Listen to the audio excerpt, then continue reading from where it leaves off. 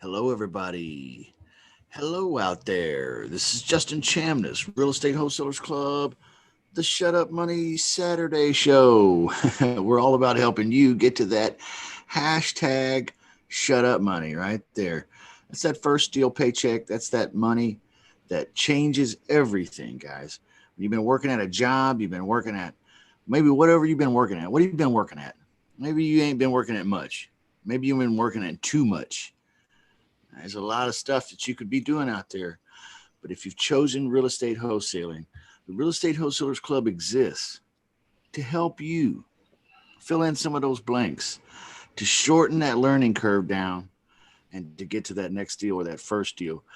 Very glad for all of our VIP members and everybody that really is a part of the club here. If you're sitting on the outside watching, guys, it's okay. You don't have to stay on the outside, though. You can go to www.realestatewholesalersclub.com. Guess what? Get started for free. That's right. We have a free virtual lease options training course that comes with an agreements package. Everything you need to get started. There's a lot of folks out there that do deals, their first deal, with just the free content that we provide. It's true. Am I crazy or what? Maybe. Crazy cool. Uh, so if you need more though, we sell more. We have more for you. We have VIP group coaching. It's like less than $50 a month. So check it out over there, guys. Take a look at it. If it fits, it fits. If it don't, then quits. Okay? That's all I ask. Thanks for being a part of the Saturday Money Show, Saturday Shut Up Money Show. We have several people here in the Zoom room already with us today. If you're out there watching and you want to participate in the Zoom room, this is a public Q&A, so you're more than welcome to attend here in the Zoom room with us. And you can do so by visiting www.zoomjustin.com. www.zoomjustin.com. The password, money. All right. Public Q&A. So come on and join us, and let's talk a little while about real estate wholesaling, real estate lease options, pretty house or ugly house.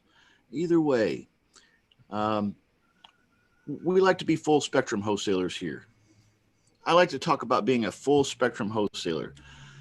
You might say, Justin, what does it mean to be a full spectrum wholesaler? Yeah, well, here's what it means. It means that no matter what kind of lead that I call, what do you mean, what kind of lead? Well, a lead is a lead is a lead. That's how I see it. I used to have an old sales boss tell me a lead is a lead is a lead. That used to make me mad. I used to get so mad when that boss would tell me that because he took away my excuse. I was blaming the lead. Man, these leads suck. That's why I haven't sold anything for you this week, boss. That's why I haven't done anything productive this week, boss, because these leads. It's these leads. You can't prove it. You can't prove I'm wrong. But he was an old-timey salesman, been around for a long time, a few decades at that point, and he knew better. And he said, well, a lead is a lead is a lead. The lead's not the problem. It's your shitty sales skills. It's your inability to communicate. And thank goodness he was more than just a boss. This guy told me, he said, now listen, if you'll do exactly what I say, if you'll say exactly what I tell you to say and don't change it, you'll be fine. You'll do this. And in fact, if you'll do it for a couple of years, do exactly what I say for a couple of years, you'll never, ever be in a broke position again in your life. And that dude was right. The dude was way right. Yeah. So a lead is a lead is a lead, guys. Get some leads. But it doesn't matter where they come from. It doesn't matter what type of lead it is. I'm a full spectrum wholesaler, meaning that if I call a lead, let's say I pick up the phone and dial it, I got it off automated REI, or let's say this was a prop stream lead, or this was a Facebook lead Ryan Garrett's program last Saturday. Awesome program. If you missed last week, check it out. Last Saturday, Ryan Garrett was the guest. Facebook, Finding Motivated Sellers on Facebook. Great show. But wherever I get the lead, let's say I call them. I call the lead, and it's a pretty house with no equity. Well, if I'm just an ugly house wholesaler, that's a dead lead, right? If I'm just an ugly house wholesaler looking for discounted cash deals, and I call this lead and it tells me, well, we're a pretty house, we're worth $200,000, and we're asking about $200,000 because we owe about $200,000. If I'm an ugly house wholesaler, this is a dead lead. So what if I call an ugly house? Well, if I'm an ugly house wholesaler, I know exactly what I'm doing. But that just means I'm an ugly house wholesaler. If I call that pretty house that has no equity, and I'm just an ugly house wholesaler, then it's a dead lead. So to be a full spectrum wholesaler to me means that if I call a lead and it's an ugly house deal, I know what to do. If I call a lead, it's a pretty house deal with no equity, I know what to do. I can monetize that and make money via a lease option or something similar. Okay. Also, if I call another wholesaler, we've talked about this a lot this week. If I call a lead and it ends up being another wholesaler, most of us are going, oh, sorry, I'm a wholesaler too. Okay, have a great day. Bye-bye. Click. Okay. Totally losing the opportunity to joint venture. Okay. What if that was a guy that really had a deal? What if that was really a deal that guy had under contract or that gal had under contract? Now, if you just get off the phone, you lost your opportunity to be a full spectrum wholesaler. You should offer an opportunity to joint venture. What if you could produce a buyer? What if it was a pretty house that he had and you could produce a tenant buyer? Okay. So a tenant buyer for a lease option deal, make 50% of the non-refundable option fee or 50% of the assignment fee in an ugly house deal. Okay. So what if that's 50% you didn't have before? All right. Now, what if you're calling a lead and it ends up being, who else do we get? Realtors. Uh-oh. We called a property lead and it was a realtor. Uh-oh. You're a realtor? Oh no. What do I do? Okay. Well, well, you have a great day. Bye-bye. Okay. That's typically what we do. I'm spunky this morning. Woo. What should you do if you get a realtor on the phone and you're a full spectrum wholesaler? 50-50. Maybe you can joint venture with them. Maybe. You should definitely at least say, Mr. Realtor, Mrs. Realtor, I'm an investor. I'm looking to pick up another property deal as quickly as today. I was calling about this one because it was interesting to me. I saw it online. I wanted to ask a few questions and let you ask me a few questions. And if it's not a good fit, you can fire me. Does that sound okay, Mr. Realtor, Miss Realtor? You see, the story hasn't changed yet. That's the same exact thing I say to a homeowner. When the realtor says, yeah, that sounds fine. What can I tell you about this house? 123 Apple Cart Way. It's a 3-bedroom, 2-bath. Are you looking to buy something? Have you been pre-approved? You got a pre-approval letter? Mr. Homeowner, let me ask you a question. I mean, not Mr. Homeowner, Mr. Realtor. Let me ask you a question. Would your client, the homeowner, would they consider a lease before selling at their asking price? Oh, let's say for 24 months. Is that something that they would consider doing or maybe not? And I've had realtors tell me, yeah, unequivocally. Yes. I've had them say this. I've had realtors go like this. No, not at all. They need cash. If you're not looking for cash, this is probably not the one for you. I get that. Okay. That little uncomfortable giggle. It's probably not. If you don't have a pre-approval letter and you're not ready to close with cash, we're probably not for you. Have a good day. Now they're dumping me. Okay. And that's okay. I don't mind that. That's a non-flexible homeowner client of theirs. I've had realtors say this. I've said, would your client consider a lease? I just get right to business with realtors usually. And I've had them say, you know what? I don't know. I will talk to them because I know they need to move pretty bad and it's been on the market for a minute. So let me get in touch with them and I'll ask and I'll get back with you. I've had them say that. I've had realtors say this. This is the third thing I get from realtors. Mr. Realtor, Miss Realtor, would you and your client consider selling at full price, but only after renting it for a couple of years? Is that something that we could talk about or maybe not?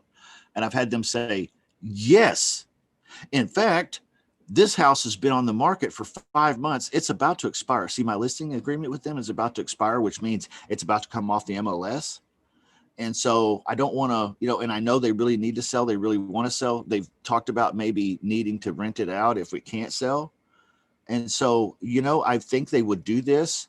Let me get in touch with them and I'll get back with you. Is this a good number? I've had that happen. So far I've called a lead that was a ugly house deal. I knew what to do.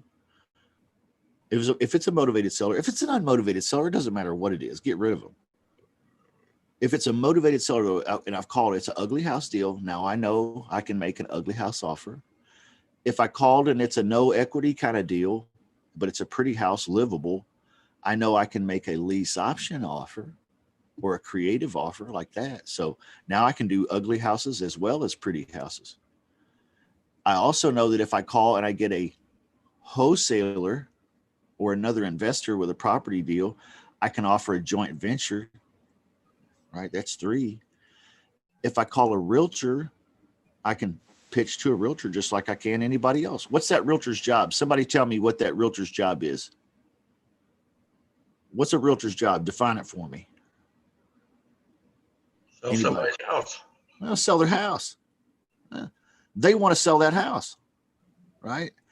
You want that house to be sold too. So you both want the same things. What else could we consider a realtor's job to be? To present offers, right? To the homeowner. Offers to purchase. Yeah. So they're supposed to present offers to the homeowner. I received an offer today on your home, Mr. Homeowner.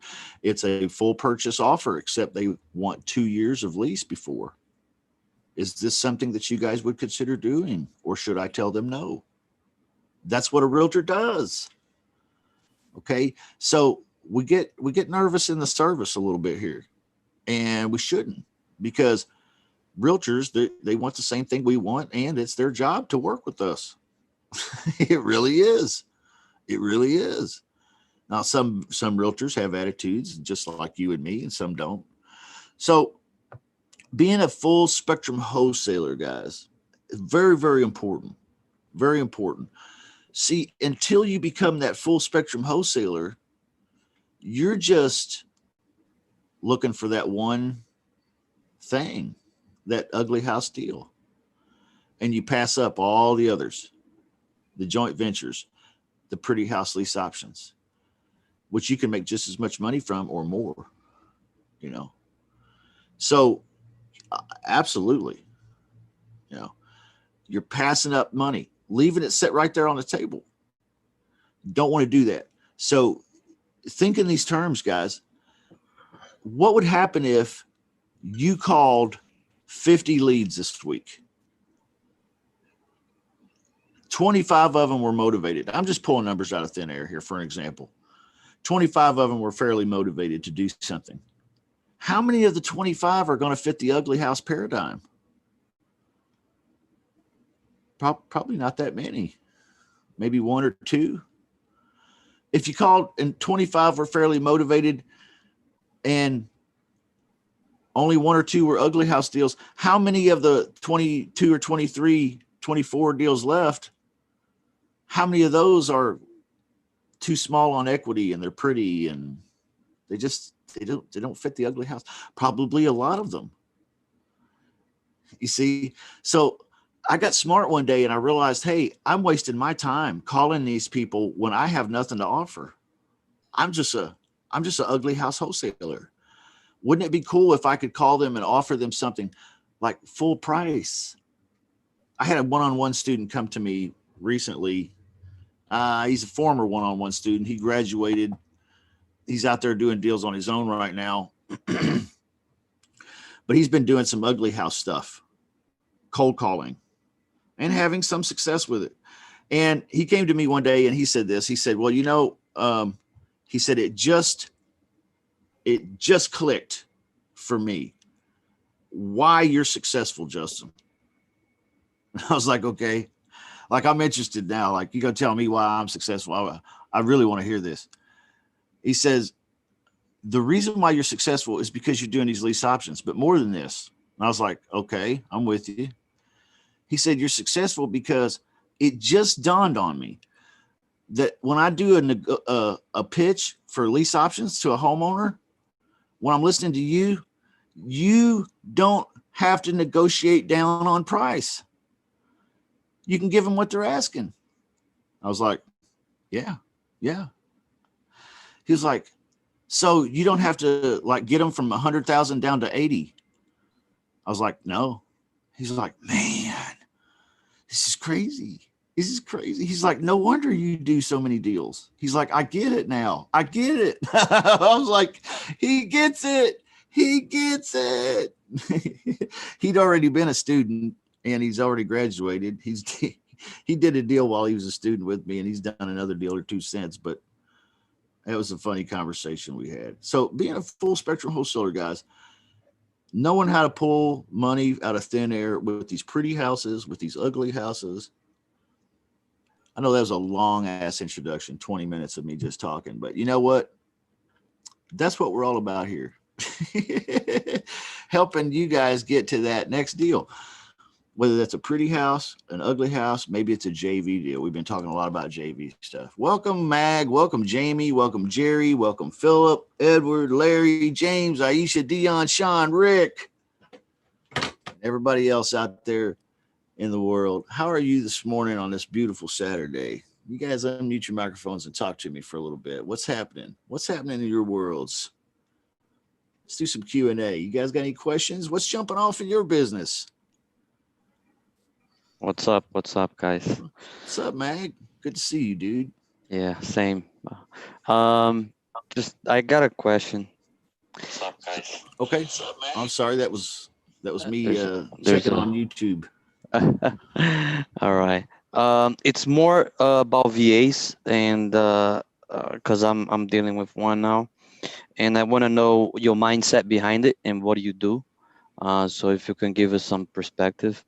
So I think it's what happens after you teach a VA everything, right? And the VA leaves you. Is it hard to replace it, or and with that said, what's your frame and your system to actually keep the pipeline full, having the VAs applying for you, or do you, and how you maintain them? Yeah, it's a good question. I use a program called Cloud HQ. It's a browser extension for Chrome, but there's others that do similar things. Screencast. There used to be one called Jing, Jing. It's changed to something else. These are quick video recording softwares, extensions that put the video right into an email. Okay. So it's helpful for communication with a virtual assistant. But to answer your question, it can be easy to go from a virtual assistant to a next virtual assistant if one doesn't work out or one leaves you, or it can be difficult. It depends on your preparation level. Okay.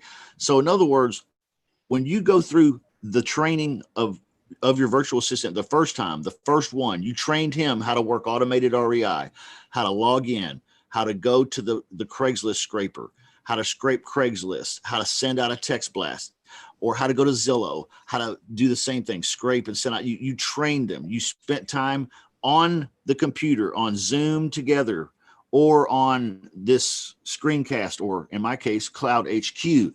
So you have videos, you have training videos.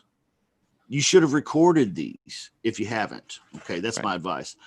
So, and then save them in a folder in Google Drive or in Dropbox or someplace like this so that you have them, so that when this guy bounces, this virtual assistant bounces, or he gets hit by a lightning bolt, or what, for whatever reason, he goes to the village to pray and he never comes back. Okay, whatever the deal is, when he's gone, now you just get you another virtual assistant. You have all of the original training videos. Okay. You can share these without duplicating all of your work and training them. Big tip, guys. If you're going to work with virtual assistants, you're going to have a number of them in your career. Yeah. They don't always work out forever and ever. How long, what was the longest virtual assistant that you had? The longest virtual assistant I've had has been about 3 years. All right. Let's say if he comes to you, oh, I have to go. Do you negotiate with them with him, or because he's been with you for a long time, he or she, or do you just let him go and then train another one? Oh man, it's just a personal opinion, and for the business owner, if you like that virtual assistant and you want to do something better with them, yeah, offer them something more. I have. Okay. I've done that. Sure. You guys have heard me. I started out with a couple of virtual assistants, and over the course of 2 years or so, not 2 days, not 2 weeks, 2 years of them working as a virtual assistant with me in my business, I was able to turn one of them into an acquisitions manager, quote unquote. Okay. Now he has a virtual assistant. Okay. And he, so I've given him a raise. I've given him more responsibility, but he's earned it. Okay. That's the difference. I didn't hire him and give it to him. I let him grow into it and earn it. Okay. So now he understands me. He understands the business. He understands the process. All right. He understands exactly what my expectations are. They're crystal clear. So I don't struggle with this virtual assistant. In fact, he's an asset to my business. All right. So now he wants to leave. Uh-oh. You know what? How about we offer you a little bit of a raise and a title? Would you like to be the acquisitions manager? I've been thinking about this for some time. Okay. Yeah. This is a business. Yeah. All the things that they do at all the other businesses. Yeah. You got to do some of that here too. And that's part of it. Sure. Playing the game with them. That's a great question, man. And I've never had anybody ask me that question, Mag. Wonderful question. Wonderful question. Thank you.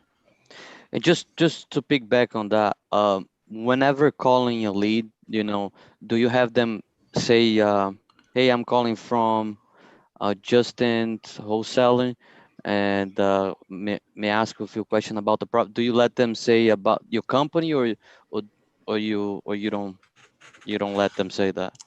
No, I don't mind them saying that. What I want them to say though is something like that sounds a little less cheesy than Justin's Wholesalers.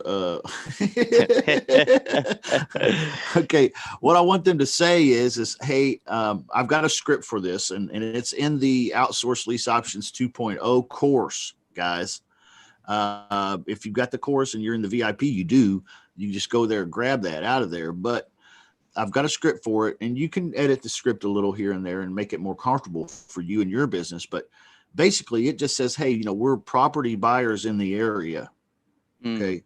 Or we're local investors. Okay.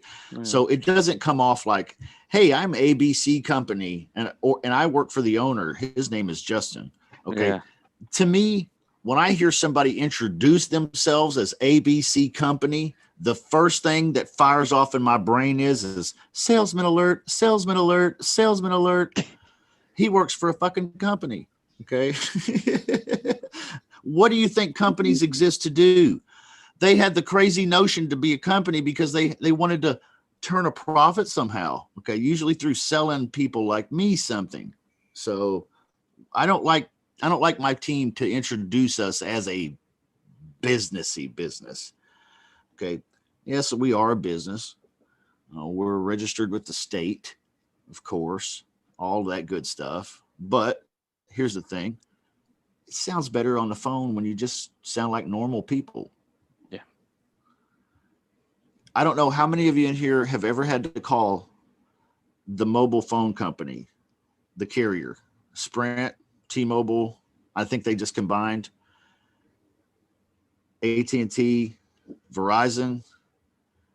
Some of the weirdest customer service I've ever heard. These are the phone people. These are the phone people. And you call them and they don't know how to answer the phone. You get where I'm coming from? And then when you do get them on the phone, you have a very corporate experience with someone from India. Very corporate, very, very dry, very, very impersonal. Oh, they try to act personal by sounding cute.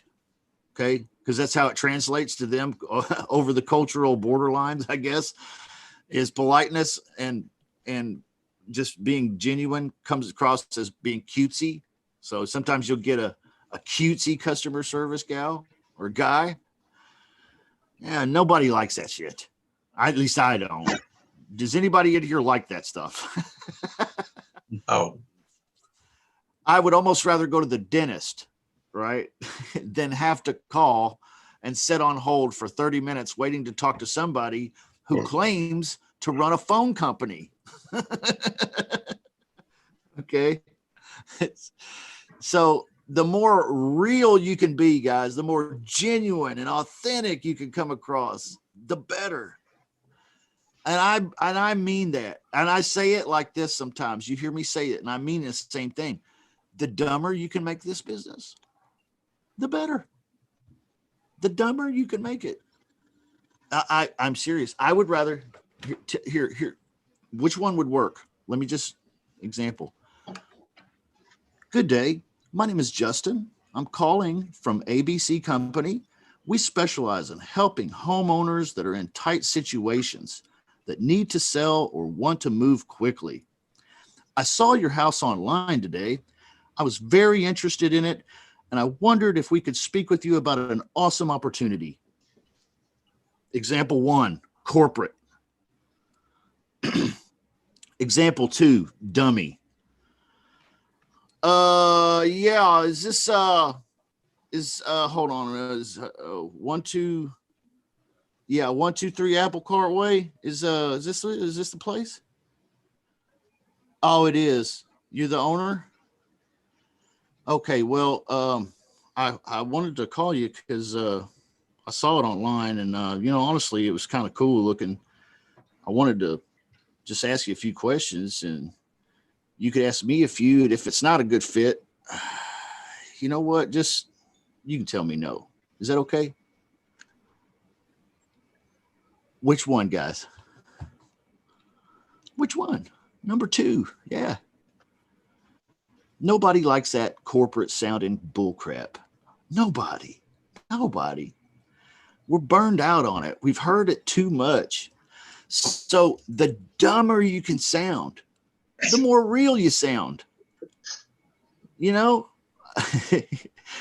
don't know if most people feel like that most other people are kind of dumb anyway. So when you sound dumb, you just fit in. And it kind of works.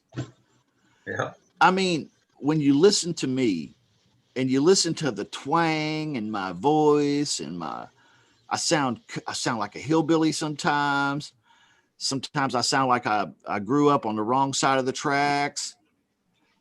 Sometimes I use foul language. Sometimes it just slips out of me.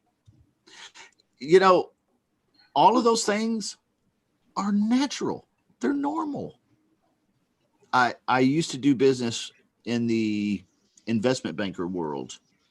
I was a broker for a little while for an investment banker guy, and worked in his office. We sat in a bullpen. Does anybody know what a bullpen is? That's where that's the room with no cubicles, where we're all sitting at little desks with phones, just banging it out. That's a bullpen. Okay. It's like a boiler room. If you ever saw that movie Boiler Room, if you haven't seen the movie Boiler Room, that's your homework. Okay. But yeah, we sat in a bullpen, and my greatest fear when I took that was, see, I was born in Kentucky. I was born in Lexington, Kentucky, in fact, central Kentucky. So not the mountains, but pretty close to. Okay. Horse country. Yeah, horse country. Yeah. Where, they raise a lot of tobacco. Okay. Backy babes, booze, bourbon, betting on horses, the 5 B's. I don't know. Okay. That's the land of the 5 B's. Yeah. So I grew up there, and you can imagine what it's like being in Kentucky. It's not a third world country by any means, but there are a lot of hillbillies around. There are. You go further up in the mountains, you get into Appalachia, there's even some more strange things that start happening. You start hearing weird ideas like fellas can't wear neckties because that's considered jewelry, and that's a shame for a man to wear jewelry. Okay. Like they get some weird ideas, okay, some superstitions and things. So I grew up in that part of the world. I did. Now I'm talking to, I got this job, a freak of nature. It was an act of God. It was a miracle that I got this job working for this investment banker. And my job is to call these rich people and make them like me. That's it. That's it. I was so scared, guys. Listen to me. I mean, listen to the way I sound, the way I talk, the way I phrase my words. I don't sound like a college educated man. I don't sound like a Ivy League college educated man. And that's who I was calling. Ivy League guys. I'm talking rich guys that they got old money, new money, F you money, F me money. They got money. Their money has money. Okay. I didn't come from any of that. They're not shut up money. They are speak up money. Yeah, I guess. I don't know. I grew up like kind of like a little bit like in the hillbillies territory. So I refer to myself as a hillbilly. So I'm nervous calling these guys. And I figured, you know what? I'm going to fail at this because these people won't like me. You know what? That's just the furthest thing from the truth. I realized that even in that business, the more genuine and authentic I can be, the more they like me. Yeah. They put their pants on the same way you do. They've got the same fights and arguments with their wife that you do. Yeah, exactly. They hate going to their job just like you do. Yeah. I mean, that's just for the most part. Yeah. So I got over it a little bit, guys, judging myself so harshly, thinking that I can't be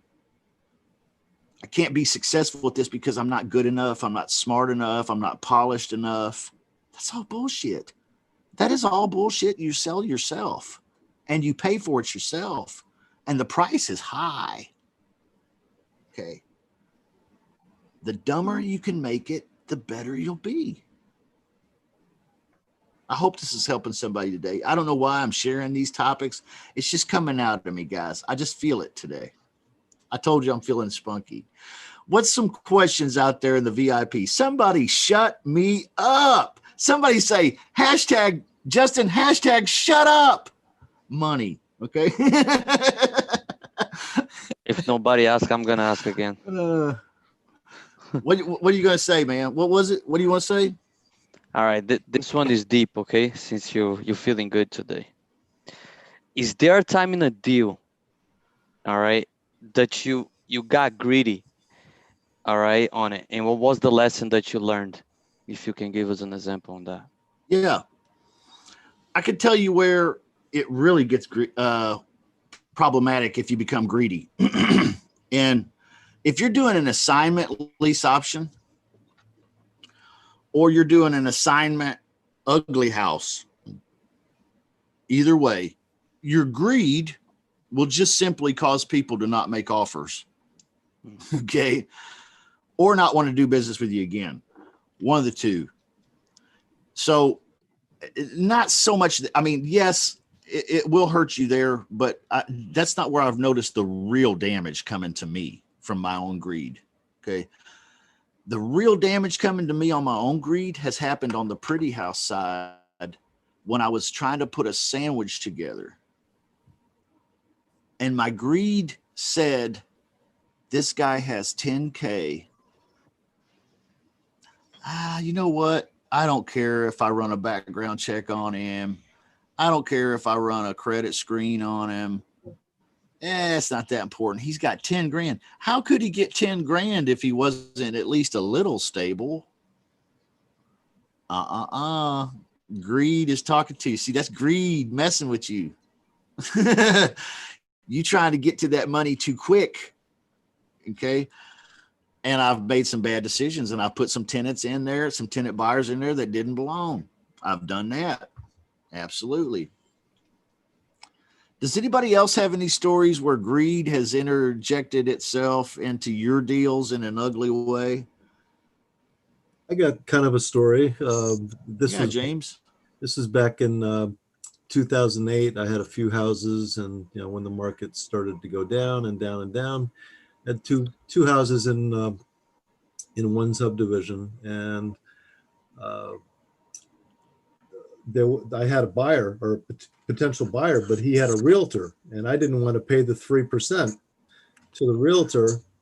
So I decided to hold off until my next offer came. Mm-hmm. The next offer came about 6 months later. So I had thousands of dollars in holding costs for not just agreeing to pay 3% to the realtor. So that was greed, and I paid the price for it. Man, that's happened to me too before. Similar story, where basically you could sum it up with the old nursery rhyme: a bird in the hand is worth more than two in the bush. That's what made me think when you were saying that. And yeah, definitely. Yeah, definitely greed can get in your way, but greed is ultimately what you have to have a little bit of. If you don't want any money, see, I'm blown away too by people. I'm not a greedy individual. I don't feel like. I feel like I'm a benevolent individual. I feel like I like to give and help and support others. But at the same time, I want what's mine. Okay. I want what belongs to me fairly. Okay. So I think this is a mentality that not everybody has. We don't have that drive to get that check. Now you have to balance this out, right? With this greed, you have to balance this out with wisdom, that I know I'm actually going to do a background screen on this stuff, or I'm going to, consider all offers, give them all my highest consideration, whatever that means, So yeah, I mean, I've had it happen, guys, but I don't feel like I'm a greedy guy, but I do want what's mine. So, if you're out there and you're struggling to get that first deal, and you know that it's a consistency problem on your part. It's a rhythm problem. Like you're not doing the activity. And this doesn't refer to James. This is a totally different story. But if you're struggling out there with the consistency, well, one, the VIP exists for you. Okay. We're consistent as rain here. Okay. Like we are always coming down. Okay. Every day, pretty much. So that's what we exist to do. But if you're struggling there, you have to ask yourself, what's wrong? What's wrong? What's going on in my head about this thing here that keeps me from being consistent? Is it really things that are so important that they keep pulling me away? Or is there just something about this I'm not being honest about? Something about this I like, something about this I don't like, something about this I know if I was just being honest, I know I'm never going to like doing that. Then you need to outsource it. Okay. I don't know where she's at. So, hey, sorry about that, guys. So anyways, you got to be honest with yourself. This is a huge, huge thing, man. Being honest. I've had to admit that in my own business. There's no shame in that. You want to know what part of the business I absolutely despise? The part I hate the most, more than any other part of the business? I just want to cut it out and never do it ever, not 1 minute for the rest of my life. You guys want to know what part of the business that is for me? Advertising property deals. I hate doing it. I hate building ads. I hate Craigslist. I hate Facebook. Okay, I hate it. I hate it all. But it's part of the business. So what do? Well, I either gut it out because I need to be consistent, or I outsource it out. Right? That's my options. I've chosen to outsource it for the most part. Every now and then I'll have to build an ad of some kind. Doesn't kill me, but I hate it. Now, you probably have a part of the business that you hate too. That's perfectly normal. Perfectly normal. Zig Ziglar said it like this. Zig Ziglar, he was talking to people who needed to get work, young people, talking about getting a job. He said, get a job that you like. That's tough, Zig. Get a job you like. I was never able to do that. If that was the measure of success, I failed a long time ago because I have never found a job that I really liked. But he said, get a job you like, but know this, there will always be a part of every job that you don't like. And that's okay. Find one you can deal with. Okay, well, that's true in the business. There's going to be part of this you don't like. What's a part that y'all don't like out there? I said what I don't like. What's a part that y'all don't like? And let's just face it. Let's face the facts. I hate doing this part of my business. Okay, it's gonna help cleanse your soul to say I hate this part of the business and I struggle with it. Okay, great. Now that you've admitted it, all we have to do now is figure out how to either one, get you consistent liking it, or number two, how to outsource it. That's the honesty I'm talking about. Does anybody have anything they want to share? It's okay if you don't. This is more accountability talk than we do on Wednesday nights, and that's our accountability night. So what's the question somebody's got out there? I've got a question about wholesaling. What do you say? You have probably making this harder than it is, but what do you say to these wholesalers when they got a deal or whatever, and you want to JV with them, or if they would consider JVing with you?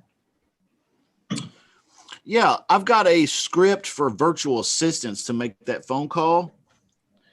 And it's in my co-wholesale 2.0 course, which I'll give you. I think you have it actually, Philip. Yeah, I got it. So the script is what VAs go by. And the script needs to be tweaked here and there to fit your business, but not very, very little. Okay.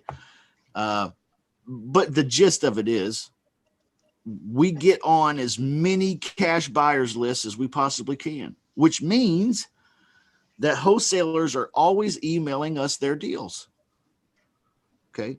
As soon as a deal comes across the table, or as soon as we generate some co-wholesaling leads like that, which I just did, as a matter of fact, Investor Deal Pro signed up for it Wednesday. On Thursday, I had 14 leads come in. I had 5-6 more yesterday. I don't know. It was like, so, I mean, these are great examples of leads that the virtual assistant would call and say the following.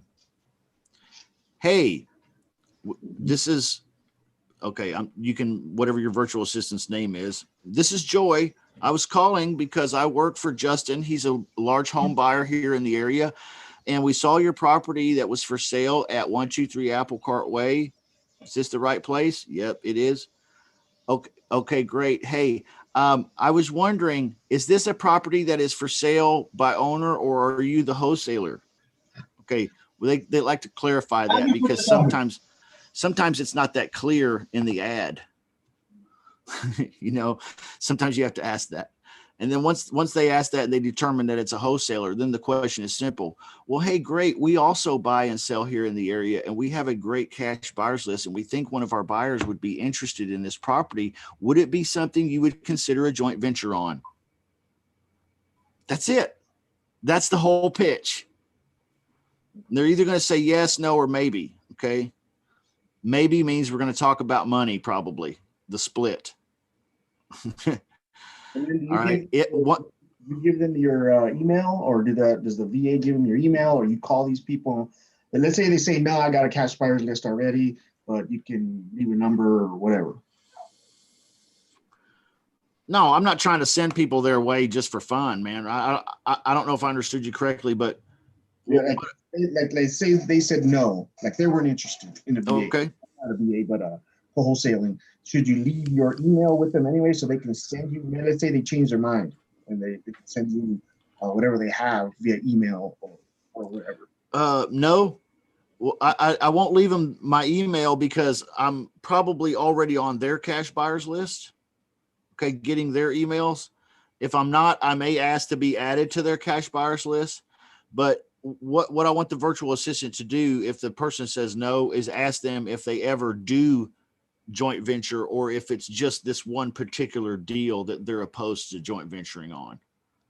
Okay, because if I don't know if this person's a never joint venture kind of guy, then I don't need to be on his email and he doesn't need to be on mine because we don't work together. You know what I mean? But if this guy is just in a position on this deal, and sometimes that happens, it's like, well, this deal I didn't really get under contract. It was another guy that I know, he got it under contract, and so I'm helping him find a buyer. Now, if you come in, it's a daisy chain, and we can't really do a JV on this one. It happens to me too.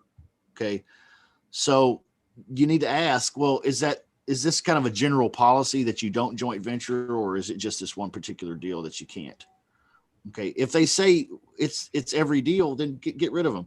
If they say, look, I just can't on this one, then get on their cash buyers list if you're not on it, or say, hey, great, no problem, man. I totally understand. I'll be looking for your next deal. And if it looks like it's going to be a good fit for my buyers, I'll call you back and maybe we can do a deal then. Does that sound good? Okay. So there's not a lot of salesmanship going into this, because they already want, for the most part, the same conclusion you want. But there is a little bit of salesmanship to it. A little bit. Thank you. Yeah, you're welcome, Philip. Co-wholesaling, guys. A lot of talk lately about co-wholesaling. Very thankful for it. It is a huge part of my business. It is a huge part of why I'm doing what I'm doing now. It helped me get going. Okay. There's a guy right here in Kansas City. His name is Chris. I haven't talked to Chris in a year and a half, 2 years probably. And the last time I talked to him was shortly after I went to his wedding. okay, we're not related or anything, just a friend. He's just another wholesaler here in town. And that dude I've JV'd with that guy, and he doesn't know this, but there's been a couple times I JV'd with him. He brought a property deal. I brought the buyer, and man, I needed it. Yeah. Yeah. I needed to make that 10 grand real bad. JVing, guys, co-wholesaling. Yeah. Yeah. I'm thankful for Chris. That's why I went to his wedding. Do you think I just like going to random weddings? No. I mean, he's not even a relative or anything. I just, you know what? He's a business associate. I respect him. He's willing, why not invest myself into this man? Why not invest myself into this community a little bit better? Why not get myself out there as a person that gives a damn? That's only going to help me. So that's why I did that.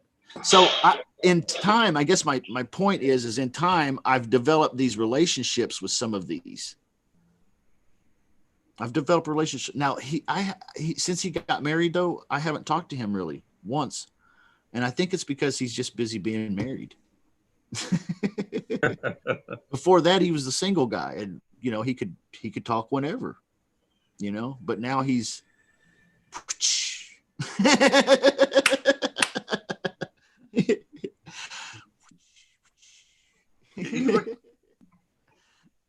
Justin, did you record that the other day, the co-wholesaling?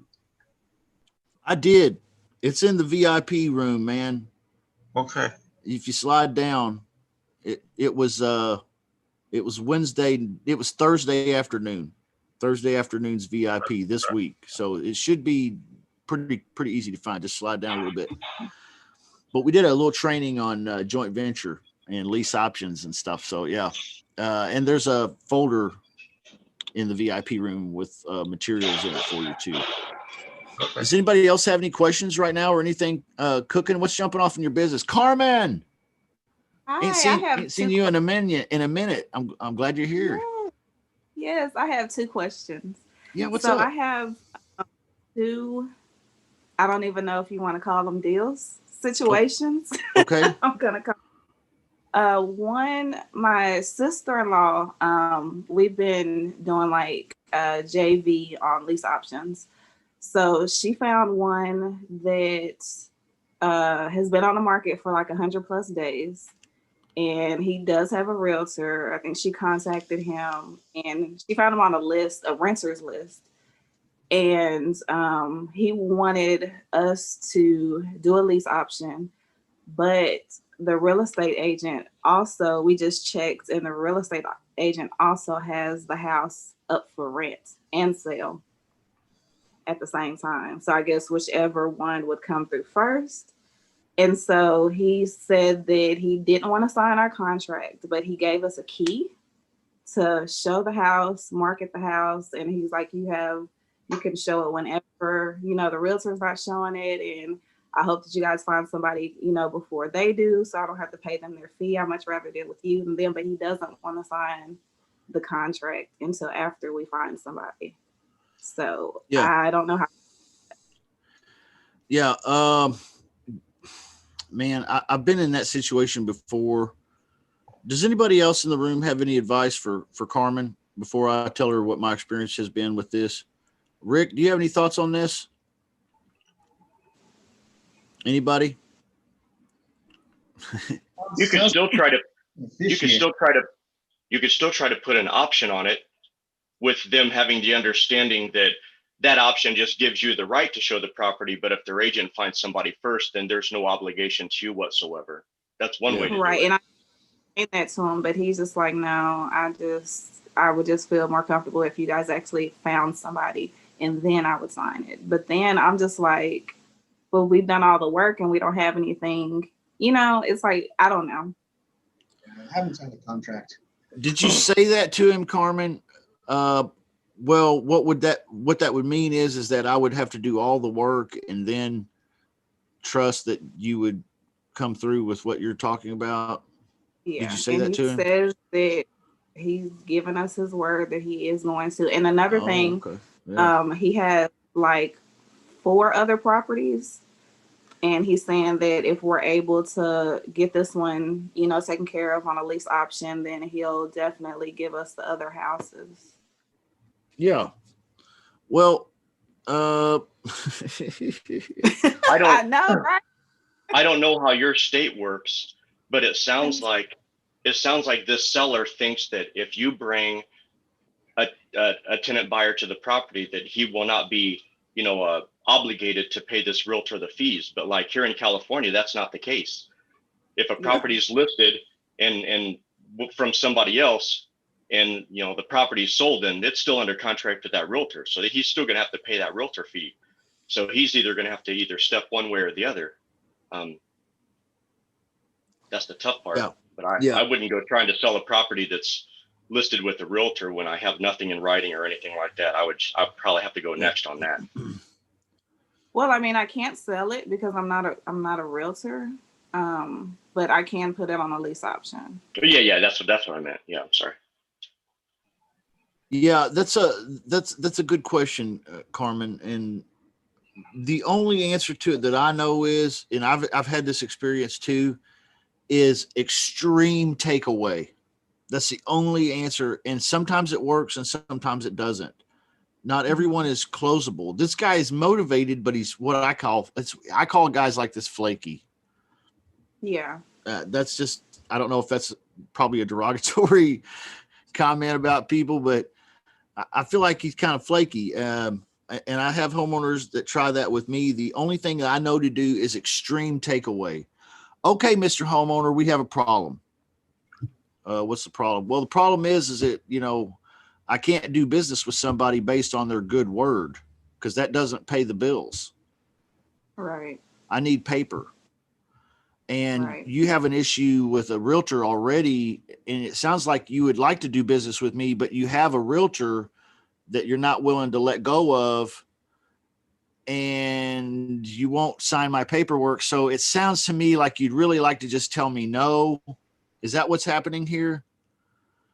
Okay, well, you want me to go ahead and find a buyer, but you don't want to sign. Okay, I think I understand where you're coming from. You don't want to make a commitment to me. You want me to do all of the work for nothing and then present you with an opportunity that costs me time and money and effort, and then hope that you would take that opportunity up then.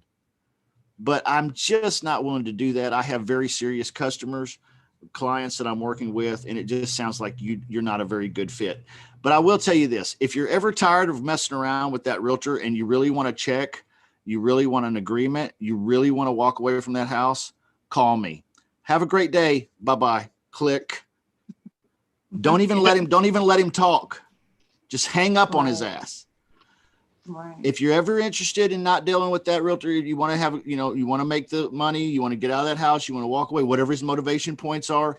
If you're interested in doing that, I'm your man. Call me. I'll be waiting. Bye. Click. Gotcha. I could share a little bit of a story real quick of actually what I went through. I went through one that was on the market for, I think it was around 90 days, and it was kind of the same scenario. They just, they just want to get rid of their house, but this realtor's their friend. They don't want to break any ties with their friend, and they just, they don't want to do anything that direction. He wouldn't sign anything. The final thing that I said was, well, look, I understand that your property has been listed for 90 days, but can I just ask you, what do you think your realtor friend's going to do the next 30 days that they haven't already done the previous 90? Because all I need is 30. Right. And after 30, you'll have a really good idea of whether if I'm for you or not. But what is this person going to do for you the next 30 days that they have not done the previous 90? That way I kind of understand. And then I just be quiet and let them answer that question, because most of the time they probably won't have an answer besides, oh, that's my friend, and I don't want to make them upset. Well, you want to keep your friend, not upset, or do you want to do something with this property? Sell your house. Yeah, I mean, there's a fine line, and sometimes sellers just have to cross it. Yeah, and you might ask some hard questions too. That's great advice, Rick. I like to ask tough questions like, what kind of friend makes you eat house payments every month without helping you get out from under it? Oh, that's Yeah. good. I just want to know. I'm just curious. Oh, I'm not trying to insult. I'm just wondering, man. I'm trying to figure out how this is almost turning into a Springer thing, man. All right. If you're interested, man, I'm interested, but I can't do business if you got deals with everybody in town. So if you're ready to do business with me, call me. Bye-bye. Click. That's how I do. That's how I do it. Okay. The extreme takeaway. I want this guy to feel like when I hang up that phone that he has just totally screwed the pooch. Like, what? Oh, that guy, he's probably the real deal. And I just pissed him off. Yeah. Yeah. You kind of did. Because you're acting flaky. You want to deal with me. You want to deal with him. You want to deal with that guy. You want to deal with it. Who the hell are you selling this house to? Look like he's selling it to everybody. Yeah. Justin, could he just, could she contact the realtor and maybe pay a flat fee? Work something out with the realtor? Well, or could he contact the realtor? That's a good question, Jerry. It's possible. Let me just say something. So about 2 weeks ago, there was another house that I found that was on the market for like 150 days, like forever. I contacted the realtor, gave her an offer of a lease option, and she was just like giving me all the third degree, all these questions. And so she said she was going to submit my offer. I called her like 2 days later, and she was like, no, I just realized that your offer is really not going to work for them. And so I'm just not even going to submit it. So about a week later, I just happened to be driving past that house, and she had it leased. She had a sign in the yard that it was leased. So basically, she took my offer, I guess, presented it to them as though that was what she suggested. Yeah. So I'm just like, yeah. Me talking to realtors is not a good space for me right now. Rick, what do you think about that? You're a realtor. What's your thoughts on the ethics of that deal there, Rick? Yeah, that realtor just sounds pretty shady. And unfortunately, Yeah, there's a lot it of them was out there because, they just try to make every nickel or dime that they can. A realtor is obligated to present any offer and every offer that they're supposed to get on a property. So one that doesn't do that obviously is, just shady. And, you definitely want to put those on a special little list to make sure that if you see another one of those properties that you just don't deal with them, because it's a tough one, right? I mean, you could try to turn them into the Department of Real Estate and things like that, but I mean, that usually doesn't go far. But unfortunately, that's the nature of this business. You're going to come across wholesalers like that too. Oh yeah, for sure. I'm a bit meaner. I've been around the block a couple times. I'm a little more callous than Rick. I will remind a realtor of what his job is or her job. If a realtor's coming off to me like, no, I'm not going to present your offer because they wouldn't be interested in this at all. My answer to that generally is, okay, that's fine, Mr. Realtor, Miss Realtor. I have no problem contacting the homeowner directly, and I plan to do so right after I contact the Realtors Commission to tell them that you don't want to present offers to homeowners. Have a great day. Bye-bye. Oh, well, wait a minute. That's usually what I get. Mm-hmm. Okay. I'm not really going to call the Realtors Commission. I just want them to know that I'm not stupid. Right. Right. Okay. And they know that they don't want me calling the Realtors Commission because they'll probably have to write a report about what happened, and that's going to eat up 30 minutes of their life. That's about it. Okay. So nothing's going to happen to him, even if he did, like Rick said. But here's the thing. Nobody likes to be complained on. So I will remind a realtor, hey, it is your job to present offers. And if you don't want to present the offer, that's fine. I have no problem contacting the homeowner directly, which I plan to do now. And I might let the real estate commission know that you don't like being a realtor anymore because you don't want to present offers. Does that sound like that'll work? Well, I mean, you don't have to call anybody. I mean, they're just not going to be interested. That's okay. I'll just talk to them myself. Thank you. Bye-bye. Okay. I just don't take bullshit from people. I mean, I don't need to. That guy went to school for 2 whole weeks to get his license, unless he's from California. Okay. Or somewhere like that. Here in Missouri, he went to school for 2 weeks. They gave him the answers to the test, most of them, and he took the test and he passed it. Woo, woo, woo, woo. Now he's the big shot. Okay. You know, the fact of the matter is he probably couldn't finance his own way out of the parking lot. Okay. Mm-hmm. But now he's trying to be the big shot. No, the big shot's the guy with the money. That's me. I'm the buyer. You might say, well, that's Justin. He's got money. Well, wait a minute. You're the buyer. As a wholesaler, you're the buyer. You're the guy with the money. Well, you say, well, I don't have any money, Justin, like you. That's okay. Your buyer has money. He's your partner. You and your partner, you got everything you need. Don't let them push you around. Right. So Okay, I don't know. my next question is I have another perspective.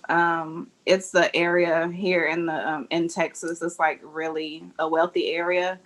And the guy's wanting like $650,000 for the house. I met with him when I first learned about lease options, and I was totally insecure. I really didn't know anything. And he said that he would be, it was driving for dollars. I just happened to be in that neighborhood and called him that same day. He met me. We looked at the house. I took video and everything. And he was like, well, if you have somebody, I need you to get somebody in here within 48 hours because I'm going with a realtor. I was like, there's no way I could get somebody in your house in 48 hours and it costs $650,000. So just looking through Zillow, everything recently, well, the house has been on the market still. Yeah. So I'm like, should I contact him? Oh, yeah. But I still don't know. Is there a separate way to market for a house in that price range? Or is it still the same as if it costs $200,000? Yeah, it's really all the same, guys. I was on Facebook yesterday or this morning early, and I saw somebody ask a similar question in a different group than ours. And the answer to the question is real simple, man. It is the same exact process. Okay, so Craigslist ad, Facebook Marketplace. If you do Facebook Marketplace, I promise you will have probably an overwhelming response, even on $650,000 properties. Okay, I just did one recently for $850,000, and I had the same concerns. I was like, well, I don't know how many people are going to pick us up. I mean, the rent was like crazy. It was over $5,000 a month. Right. And I was like, I don't know if anybody, I'm eliminating a lot of the tenant buyer pool here. Right. I did have less responses, but I had somebody looking at that house in less than a week. Oh, wow. Were the house vacant? The house was vacant. Yeah. And they went and looked at it, and they had the money to do it and everything. These are professionals. These are executives. These are corporate people that are up on the ladder. I mean, they, so it's, or in this particular case, actually the tenant buyer was a doctor. Okay. Okay. Why would a doctor need to finance a property? I don't know. You doctors have money problems, and sometimes it's not money problems. Sometimes doctors just like to hang on to their cash and finance stuff. Why not? I'm going to hang on to my cash for 2 more years. Why not? I mean, it makes more sense. I mean, sure, rich people buy stuff creatively all the time. So don't con yourself out. Don't let the big number scare you. Okay. If you had been living in the house, would you have did the same deal, Justin? Yeah, it's harder to do a lease option with them living in the house, but yeah, it would have been the same exact scenario. It just showing the property would have been tougher. That's all. That one that I'm referring to is about 45-minute drive from where I'm at right now. So it was pretty close to where I'm at. Nice area. It was over the border into Kansas. I'm in Missouri. Sean wants to know, when you mark up 10% of the house price for the tenant buyer, is it possible that when it's time to bank to do an appraisal, the appraised value is lower than that? Yeah. What do you do when that happens? That's a great question. It's a great question. So the question is, if I can rephrase, you got $100,000 house. You put it under contract for $100,000 lease option for 24 months with the homeowner. And then at the end of 24 months, your tenant buyer that you put in there goes to have the house appraised at 110 because you marked it up to 110 for the tenant buyer. It was 100 for the seller and you, the 110 for the tenant buyer. You took 10,000 down in cash up front, option fee, non-refundable, put it in your pocket. 24 months later, the tenant buyer goes to qualify for the loan. The appraiser comes out and says the house ain't worth 110. It's only worth 100. Okay, so the house didn't go up in value at all. That could happen. So let's talk about this for a minute. Is the seller obligated to sell at 100,000 now?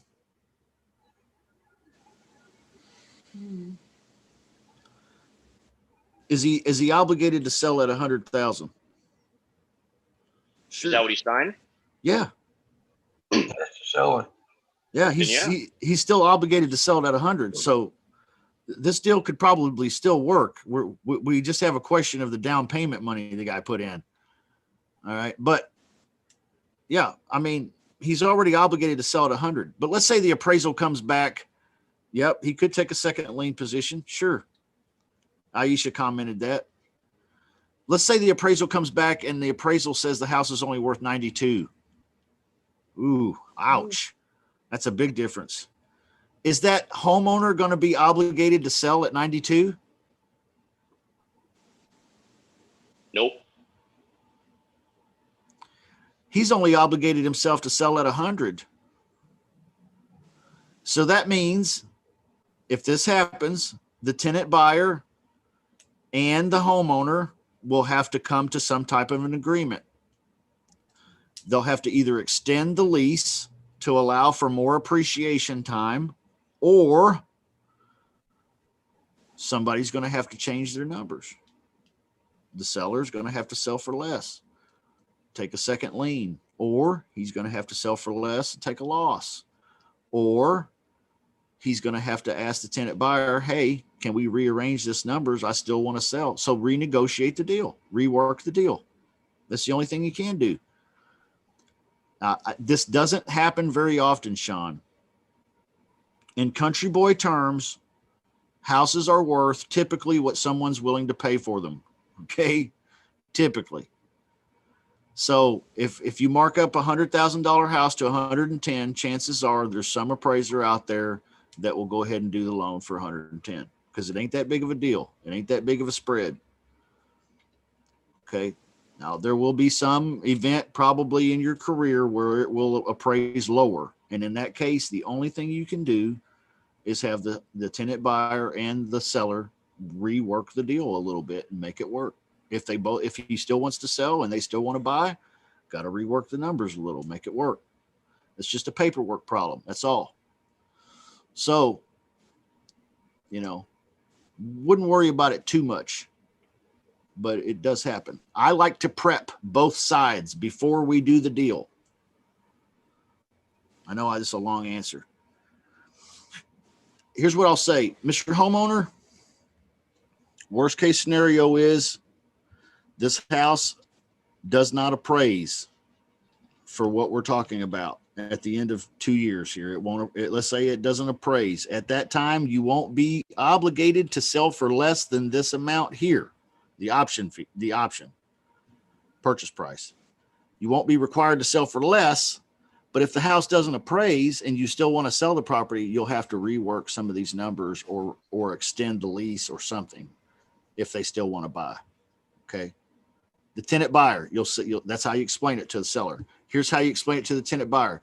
If the house doesn't appraise, okay, then you're going to have to negotiate a longer lease, or you're going to have to be negotiating a deal with the homeowner. We're going to have to rework the numbers. Okay. If you think that this is going to happen, I recommend don't do the deal. You need to be comfortable. I've never had one of them yet tell me no. I've never had one tenant buyer tell me that they were uncomfortable. Not one. Okay. I hope that helps. Good question, Sean.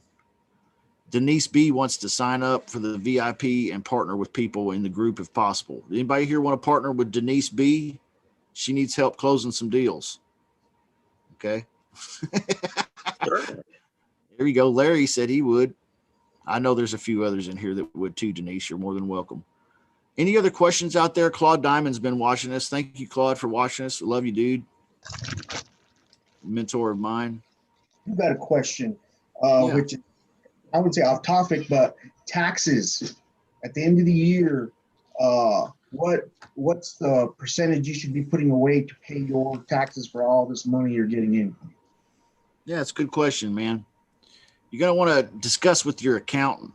I'm not an accountant, but I can tell you that it's going to be a couple different ways your accountant might look at this. Okay. He might try to play the game of short-term capital gains versus long-term and all this stuff. It's complicated things. Or he might do it very simple and say, hey, you had X amount of dollars enter the business. You had X amount of expenses, and that leaves you X amount of profits or pay.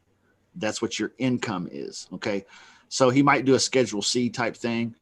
It's all up to your accountant, but typically you're going to deduct the shit out of everything that you can and get your pay as low as you can. Okay. And pay as little taxes as you can.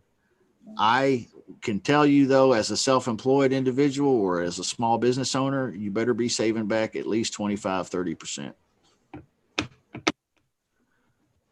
More question on that topic. If you have an LLC, do you have to should you talk to your tax person about how you pay yourself? Yes, you need to have, this is why it's important to have an accountant once you get going, not before you get going, but after you get some money coming in. You don't need an accountant until you get money coming in, but once you get money coming in, then get an accountant to help you get it set up right. He may want you to file quarterly as a self-employed individual instead of yearly. That's okay too. You just listen to your accountant and let him set it up for you. But for the most part, the accountant will tell you, this is how we're going to run this. Okay. And this is how it's going to work. I want you to have a business checking account. I want all of the pay that comes into the business to go into the business checking account. I want all of your expenses to come out of the same checking account so that it's easily tracked, income versus expenses for the business, all in one account. Then I want you to write yourself a paycheck. Oh my gosh, you got to write yourself a paycheck? You mean all that money isn't my paycheck? No. That's the business's money. You write yourself a paycheck. Problem is most of us start out so low and so slow that all the money that comes into the business has to be the paycheck because we can't pay the light bill if we don't. Get out of that poverty mess. Okay. That's all that is it's going to cycle around and around and around and around and around, and you're never going to have more than the next deal. That's it. So you got to get the business enough revenue, income to be able to cut yourself a check. Now, the check that you cut yourself is your income. That's what you will pay income tax on, personal income tax. This is why Warren Buffett makes $50 gajillion billion a year and pays less than $26,000 a year in taxes, or whatever it is, whatever the numbers are. Pays no taxes. He said, I pay less taxes than my receptionist. Why? Because 99.9% of it stays in the business. He writes himself a check, and that's his income. So he controls billions, but he gets paid little bitty amount. He probably puts everything under the company too, right? When he buys something. Yeah, a lot of it goes under the company. Yeah. So see, it's not anything that he has to pay taxes on personally. He also takes his income as long-term capital gain. There you go. So rather than not ordinary income. Yeah. So there's strategies that are beyond me. And that's my limit to the knowledge. get a good accountant, get it set up where it's clean, and get revenue minded. Okay. Revenue minded. If you need $5,000 a month to pay your bills, then set a goal of making 25,000. Why? Because you want more than it takes for you to get by. I mean, I don't want your business to get rich. Don't get me wrong. I don't want your business to get rich, but I don't want your business to be broke ass either. Okay. I want you to get rich, but I want your business to be able to pay you so that you can save money on taxes. If you claim everything that comes in as personal income because that's what it takes, guess what? You're getting raped on taxes. You got to set it up right. So once you get a deal or two, get you a business checking account. If you don't have one, get you some checks because you're going to need to write a check every now and then. Okay. And a debit card for the business, and start doing expenses for the business out of that account. And all money goes into that account. You write yourself a check. See, all this is documented now where the accountant knows what to do. Very simple, guys. Very, very, very simple in this business. Anybody have any advice or opinions on that stuff besides me on how to organize or structure your tax stuff? Okay. All right, guys. We've been here a while. I love you. Appreciate you. Is there any other questions? Anything that I can clear up real quickly before we call it off for today and you guys have the rest of your weekend? It's rainy here in Kansas City, so it's like I want to go back to bed. Yeah. All right, guys. I love you so much. Have a great, blessed weekend. Next week, we're going to dive into Facebook a bunch, how we get leads, how we work Facebook, how we sell deals on Facebook. I'm practically wanting to call it Facebook lease options because you could do a lot on Facebook. All right. So we're going to dive into that a lot next week. Plus we're going to do your Q&A. If you're not in the VIP, come join us. You know, we meet every day and it's all about you. I don't talk nearly as much in those as I did today. I let you guys do a lot of talking. I'm sorry I talked so much today. Please forgive me, but I hope it helps somebody. We forgive you, George. Thank you, Larry. Thank you, Larry. I need Good stuff. Thank you, Greg. It's good to see you too, man. Good to see you too. You've been having an okay week, Greg? I missed you a little bit here and there this week. Been a tough week. A lot of personal things going on. Yeah. I understand, man. I'm just checking on you. It's good to see everybody. God bless you. Have a great, blessed weekend, and we'll see you again on Tuesday. Thanks, Carmen, for your questions. So great to see you here, and Aisha and all the others, everybody. Thank you for being here. We'll see you Tuesday. See you next Appreciate it. Have a good